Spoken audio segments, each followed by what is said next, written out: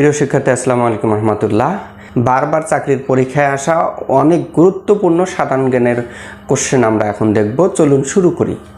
এই প্রশ্নগুলো যে কোনো চাকরির পরীক্ষায় 100% গুরুত্বপূর্ণ। বাংলার সর্বপ্রাচীন জনপদের নাম কি?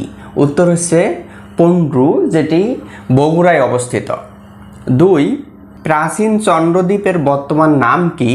উত্তর হচ্ছে বরিশাল। বাংলাদেশ কত সালে জাতিসংঘের সদস্য হয়? বাংলাদেশ 1974 সালে জাতিসংঘের সদস্য হয়। বাংলাদেশ জাতিসংঘের কততম সদস্য রাষ্ট্র? বাংলাদেশ জাতিসংঘের 136তম সদস্য রাষ্ট্র।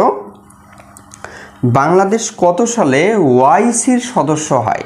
বাংলাদেশ 1974 সালে ওআইসির সদস্য হয়। সিরডাপ ও বিমস্টেকের সদর দপ্তর কোথায় অবস্থিত?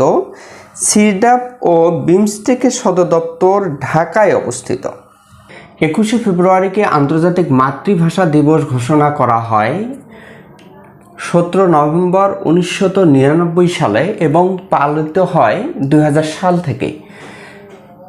ইউনেস্কো কর্তৃক এটি ঘোষণা দেওয়া হয় আন্তর্জাতিক মাতৃভাষা দিবস। 21শে ফেব্রুয়ারিকে ইউনেস্কো কর্তৃক আন্তর্জাতিক মাতৃভাষা দিবস ঘোষণা করা হয়।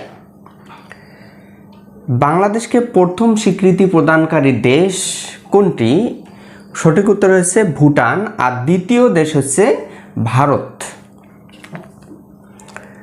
কোন আরব দেশ সর্বপ্রথম বাংলাদেশকে স্বীকৃতি দেয়? সঠিক উত্তর হচ্ছে ইরাক। আরব দেশগুলোর মধ্যে সর্বপ্রথম ইরাক বাংলাদেশকে স্বীকৃতি প্রদান করে। বাংলাদেশের অন্তর্গত সুন্দরবনের আয়তন কত বর্গ মাইল? সঠিক উত্তর হচ্ছে 2400 বর্গ মাইল। তো প্রিয় শিক্ষার্থী, এরকম নতুন নতুন ভিডিও পেতে সাথে থাকবেন। আল্লাহ হাফেজ।